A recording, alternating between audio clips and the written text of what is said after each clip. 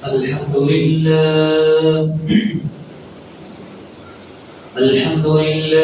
نحمده ونستعينه ونستغفره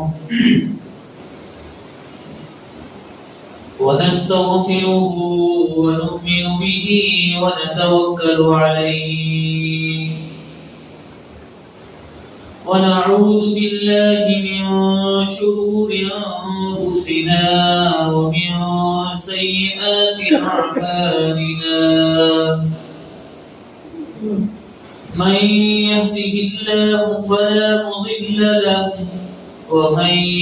يضلله فلا هادي له ونشهد أن لا إله إلا الله وحده لا شريك له ونشهد أن سيدنا وسندنا وحبيبنا ومولانا محمدا عبده ورسوله الذي أرسله بالحق بشيرا ونذيرا وداعيا إلى الله بإذنه وسراجا منيرا أما بعد فأعوذ بالله من الشيطان الرجيم بسم الله الرحمن الرحيم فمن شهد منكم الشهر فليصم وقال رسول الله صلى الله عليه وسلم إن في الجنة بابا يقال له الريان فيدخل منه الصائمون فلا يدخل منه أحد غيرهم أو كما قال عليه الصلاة والسلام.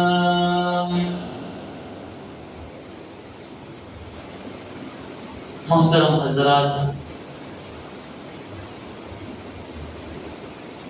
رمضان المبارک کا مہینہ چل رہا ہے.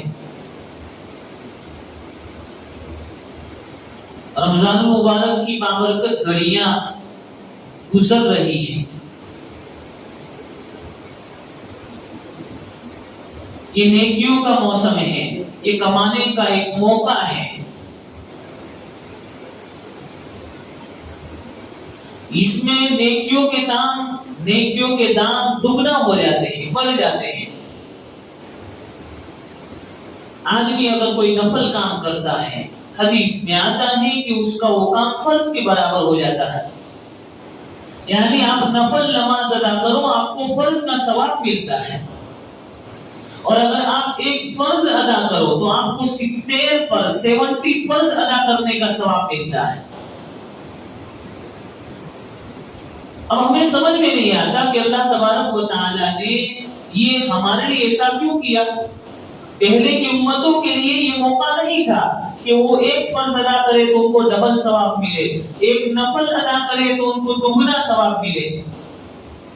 تو وجہ یہ ہے کہ پہلے کی امتوں کی عمریں لمبی لمبی ہوا کرتی تھی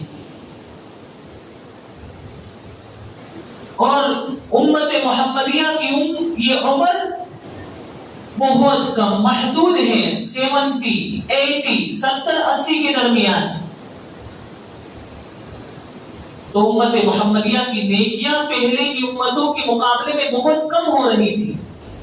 کیونکہ ان کی عمریں 200 250 150 یہ تو ان کی عمریں ہوا کرتی تھی. تو اللہ تبارک و تعالیٰ نے چاہا کہ امت محمدیہ بھی نیکیوں میں پیش رہے، نیکیوں میں آگے رہے، نیکیوں میں پیچھے نہ رہے کہ امت محمدیہ کل قیامت میں پیچھے ہو جائیں. کیونکہ اللہ تبارک و تعالیٰ کو تو حضور اقدس صلی اللہ علیہ وسلم تمام ہی لوگوں سے بلکہ انبیاء سے بھی محبوب ہے، تو ان کی امت بھی محبوب ہوگی.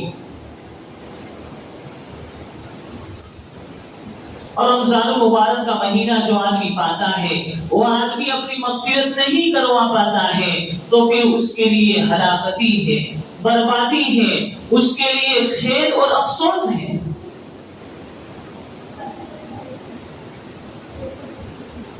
حدیث جبرائیل ہے کہ ایک مرتبہ حضور اقدس صلی اللہ علیہ وسلم منبر پر خطبہ دینے کے لیے چل رہے تھے۔ اسی درمیان آپ جب پہلے سینے پر قدم رکھا آمین کہا، دوسرے سینے پر قدم رکھا آپ نے آمین کہا، جب تیسرے سینے اور سیڑھی یہ جو سیڑھی ہے اس پر قدم رکھا تو آپ نے آمین کہا۔ صحابہ کرام رضوان اللہ علیہم اجمعین کو یہ معاملہ عجیب لگا کہ یہ کیا معاملہ ہے کہ پہلی مرتبہ حضور اقدس صلی اللہ علیہ وسلم خطبہ دینے کے لیے چل رہے ہیں، آمین کہہ رہے ہیں، کوئی وجہ سمجھ میں نہیں آئی۔ حضور اقدس صلی اللہ علیہ وسلم جب خطبہ دے کر فارغ ہوئے تو صحابہ کرام رضوان اللہ علیہم اجمعین نے عرض کیا کہ یا رسول اللہ صلی اللہ علیہ وسلم، ہم نے آج ایک عجیب چیز نوٹ کی ہے، ہم نے آج ایک عجیب چیز دیکھی ہے۔ وہ عجیب چیز یہ ہے کہ جب آپ خطبہ دینے کے لیے چل رہے تھے تو آپ نے 3 مرتبہ آمین کہا، پہلے سینے پر قدم رکھنے کے بعد بھی آپ نے آمین کہا، دوسرے سینے پر قدم رکھنے کے بعد بھی آپ نے آمین کہا، تیسرے سینے پر قدم رکھنے کے بعد بھی آپ نے آمین کہا۔ ہمیں وجہ سمجھ میں نہیں آئی کہ آپ پہلی مرتبہ یہ دیکھ رہے ہیں کہ آپ خطبہ دینے کے لیے چل رہے ہیں اور آمین کہہ رہے ہیں۔ حضور اقدس صلی اللہ علیہ وسلم نے ارشاد فرمایا کہ جب میں پہلے سینے پر قدم رکھ رہا تھا تو جبرائیل علیہ السلام حاضر خدمت ہوئے اور کہہ رہے ہیں کہ ہلاک ہو جائے وہ آدمی جو اپنے ماں باپ کو بزرگی میں پالے، اپنے ماں باپ کو بڑھاپے میں پالے اور خدمت کر کے جنت حاصل نہ کرے۔ تو میں نے آمین کہا۔ محترم حضرات، سوچنے کا مقام ہے کہ جب والدین کی بات آئی تو حضور اقدس صلی اللہ علیہ وسلم ایک اہم کام کے لیے جا رہے تھے، اس اہم کام میں بھی آپ نے اس کی ہلاکتی کے لیے آمین کہا۔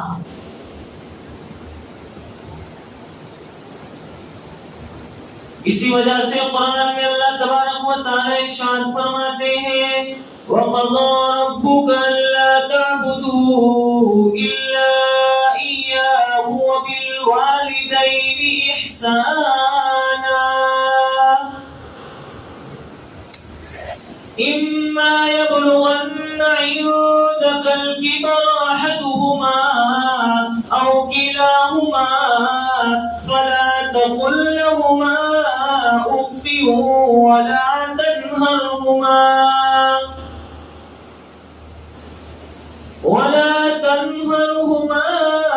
وَقُل لَّهُمَا قَوْلًا كَرِيمًا۔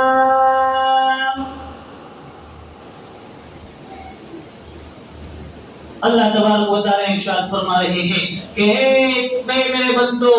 تیرے رب نے تجھے اس بات کا حکم دیا ہے، تیرے رب نے تجھے اس بات کا فیصل بنایا ہے کہ تو میری ہی عبادت کر، میرے بعد میری عبادت میں کسی کو شریک نہ کر، اور یاد رکھ والدین کے ساتھ اچھا سلوک کیا کرو، والدین کے ساتھ حسن سلوک کیا کرو، والدین کے ساتھ بھلائی کے ساتھ پیش آیا کرو۔ اما یبلغن عندک الکبر، اگر ان دونوں میں سے کسی ایک کو بڑھاپا پہنچے یا دونوں کو آ پہنچے تو وہ تیرے پاس ہے تو فلا تقل لهما اف، تو ان کو ہاں مت کیا کر، تو ان سے اف مت کیا کر، ولا تنهرهما، تو ان کو جھڑکا مت کر، وقل لهما قولا کریما، بڑے ہی ادب کے ساتھ بات کیا کر، بڑے ہی ادب اور نرمی کے ساتھ بات کیا کر۔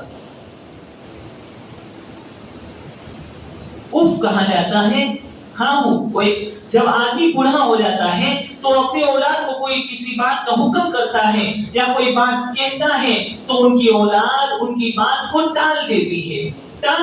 ہے، نظر انداز کر دیتی ہے۔ اب یہاں ایک بات سمجھنے جیسی ہے کہ کیا صرف اولاد کو ماں باپ کی خدمت بڑھاپے میں ہی کرنی ہے؟ نہیں، امام رازی رحمہ اللہ اپنی کتاب میں بیان فرماتے ہیں کہ یہاں اولاد کو بڑھاپے میں خدمت کرنے کا اس لیے کہا، اس کا یہ مطلب نہیں کہ جوانی میں خدمت نہیں کرنی ہے، بڑھاپے کی خدمت کرنے کا اس لیے کہا کہ جب ماں باپ بوڑھے ہو جاتے ہیں اور بڑھاپے کی عمر کو پہنچ جاتے ہیں تو اولاد جوان ہوتی ہے، جوانی کا خون چڑھا ہوا ہوتا ہے، تو ان کو ماں باپ جو بوڑھے ہو چکے ہوتے ہیں، بزرگ ہو چکے ہوتے ہیں، ان کی وہ بات سمجھ میں نہیں آتی، ان کی بات ان کو مائنڈ کے اوپر جاتی ہے، ان کی بات ان کو ذہن میں پلے نہیں پڑتی۔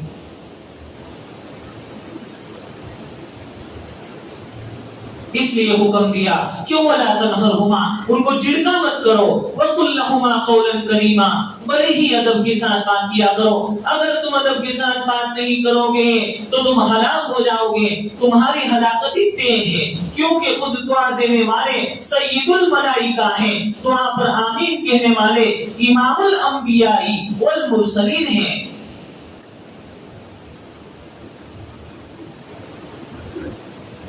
حدیثوں میں ماں باپ کی عظمت کا بہت بڑا مقام آیا ہے۔ ایک حدیث میں آیا ان الجنت تحت قدم الامہات، کہ جنت کو ماؤں کی قدموں کے نیچے رکھ دیا ہے، اگر جنت حاصل کرنا ہے تو اپنے ماں باپ کی خدمت کیا کرو۔ ایک حدیث میں حضرت ابو امامہ رضی اللہ عنہ کی روایت ہے، وہ فرماتے ہیں کہ اللہ کے رسول صلی اللہ علیہ وسلم وہ فرماتے ہیں کہ ایک آدمی نے عرض کیا کہ اللہ کے رسول صلی اللہ علیہ وسلم ما حق الولد علی اولادہما، اللہ کے رسول صلی اللہ علیہ وسلم ایک بیٹے کا اپنے جو ماں باپ اس پر کیا حق ہے؟ تو رسول صلی اللہ علیہ وسلم نے فرمایا ہما جنتک و نارک، وہ تیری جنت بھی ہے، وہ تیری جہنم بھی ہے۔ جنت اس وجہ سے کہ تو خدمت کرے گا تو جنت حاصل کر لے گا، اور اگر تو نے خدمت نہیں کی، قدردانی نہیں کی اور تو نے ناقدری کی تو یاد رکھ تو جہنم میں پہنچ جائے گا۔ الغرض دوسری جو بات تھی کہ حضور اکرم صلی اللہ علیہ وسلم خطبہ دینے کے لیے چڑھ رہے ہیں، دوسرے زینے پر قدم رکھ رہے ہیں اور آمین کہہ رہے ہیں۔ حضور اکرم صلی اللہ علیہ وسلم نے فرمایا کہ میرے صحابہ کی جماعت، جبرائیل علیہ السلام نے بد دعا دی کہ ہلاک ہو جائے وہ آدمی جس کے سامنے میرا تذکرہ ہے اور وہ مجھ پر ایک مرتبہ درود بھی نہ پڑھے۔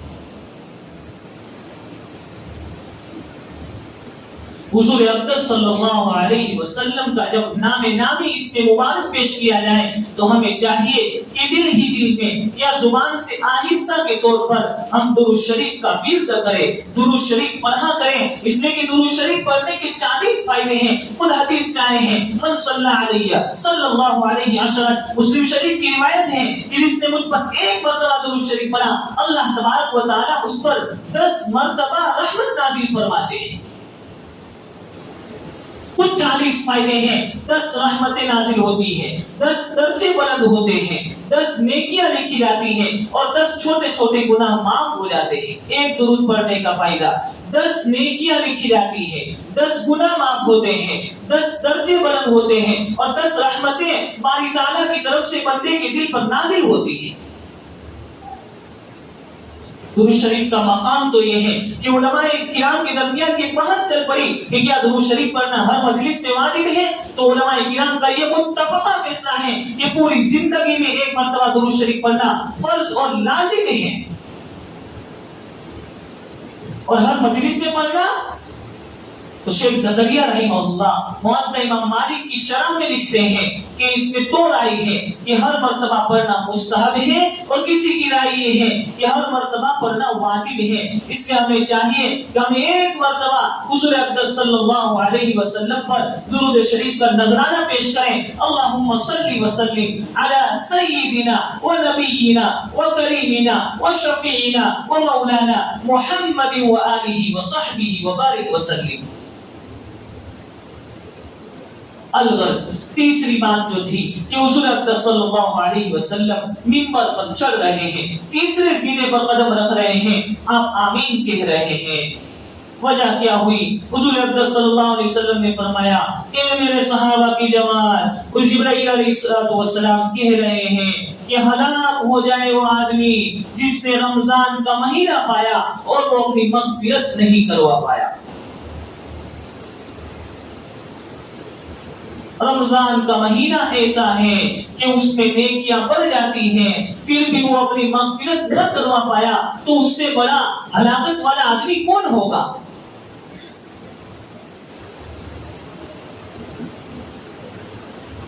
رمضان مبارک کا مہینہ ایسا ہے کہ اس میں رمضان مبارک کے رات کے قیام میں بھی اللہ تبارک و تعالیٰ نے غفر لہ ما تقدم من ذنبہ جیسے نعمتوں سے سرفراز فرمایا ہے۔ یہ جو آدمی تراویح کی نماز پڑھتا ہے اور ایمان کے ساتھ پڑھتا ہے، اپنے دل میں یہ نیت بھی رکھتا ہے کہ اللہ تعالیٰ مجھے ثواب دے گا، مجھے ثواب دے گا، غفر لہ ما تقدم من ذنبہ، ہو سکتا ہے کہ اللہ تبارک و تعالیٰ اس کے پچھلے گناہ معاف کر دے۔ جو آدمی لیلۃ القدر کی تلاش میں نماز پڑھتا ہے، پوری رمضان رات کو قیام کرتا ہے، آخری عشرے میں قیام کرتا ہے، غفر لہ ما تقدم من ذنبہ، اللہ تبارک و تعالیٰ اس کے پچھلے گناہ معاف کر دیتے ہیں، اس کے ڈکشنری سے مٹا دیتے ہیں۔ رمضان مبارک کا مہینہ، اس میں روزے کی بہت ہی بڑی اہمیت ہے، روزے کی اتنی اہمیت ہے کہ ایک حدیث میں فرمایا لخلوف فم الصائم اطیب عند اللہ من ریح المسک، کہ اللہ کے نزدیک روزے دار کے منہ کی بو اللہ کے نزدیک مشک کی بو سے، عنبر کی بو سے بھی زیادہ پسندیدہ اور محبوب ہے۔ اس لیے روزہ رکھا کرو۔ فمن شہد منکم الشہر فلیصم، میں نے خطبے میں آیت پڑھی کہ جو آدمی تم میں سے رمضان کا مہینہ پائے چاہیے کہ وہ روزہ رکھے، روزہ نہیں رکھے گا، روزہ رکھنا تو فرض ہے۔ روزہ رکھنا کن کن پر فرض نہیں ہے؟ تو خود قرآن نے بیان فرما دیا وَإِن كُنتُم مَرْضَىٰ أَوْ عَلَىٰ سَفَرٍ أَوْ جَاءَ أَحَدٌ مِّنكُمْ وَإِن كُنتُم مَرْضَىٰ أَوْ عَلَىٰ سَفَرٍ فَعِدَّةٌ مِّنْ أَيَّامٍ أُخَرَ، کہ اگر تم میں سے کوئی بیمار ہے یا تم میں سے کوئی بیمار ہے یا سفر میں ہے، مسافر ہے، تو اسے چاہیے کہ وہ روزہ نہ رکھے، وہ دوسرے دنوں میں قضا کر دے۔ الغرض بات یہ ہے کہ ہمیں چاہیے کہ رمضان مبارک کا مہینہ چل رہا ہے، نبی کریم صلی اللہ علیہ وسلم کی بد دعا سے بچنے کی کوشش کرنی چاہیے، اور اللہ کے نزدیک یہ روزے دار کے منہ کی بو مشک اور عنبر سے بھی زیادہ پسندیدہ ہے۔ اس لیے روزہ رکھا کریں، قرآن کی تلاوت کیا کریں۔ قرآن کو اس مہینے سے بڑی وابستگی ہے۔ قرآن کو اس مہینے میں ہی نازل فرمایا گیا تھا۔ جب اللہ تبارک و تعالیٰ نے قرآن کو لوح محفوظ سے آسمانی دنیا میں نازل کیا تو وہ اسی مہینے میں نازل کیا تھا، آسمانی دنیا تک اسی مہینے میں نازل کیا تھا، اور جب آسمانی دنیا سے حضور اقدس صلی اللہ علیہ وسلم کے قلب اطہر پر جب نازل کیا گیا تو 23 سال کی مدت میں نازل کیا گیا۔ اس لیے میرے بھائیوں، قرآن کی تلاوت کو لازم پکڑیں، قرآن کی تلاوت کو اپنا اولنا پچھونا بنائیں، اس لیے کہ ہمارے اکابر کا معمول بھی یہی تھا، ہمارے حضور اقدس صلی اللہ علیہ وسلم کا بھی معمول یہی تھا کہ روزانہ حضرت جبرائیل علیہ السلام کو قرآن کریم سنایا کرتے تھے، اور حضرت جبرائیل علیہ السلام بھی حضور اقدس صلی اللہ علیہ وسلم کو قرآن کریم سنایا کرتے تھے۔ اس لیے ہمیں چاہیے کہ نیکیوں کے موسم کو لوٹے۔ اللہ تبارک و تعالیٰ سے دعا ہے کہ اللہ تبارک و تعالیٰ رمضان مبارک کے مہینے کی قدر دانی کی توفیق عطا فرمائے۔ آمین۔ وآخر دعوانا الحمدللہ رب العالمین۔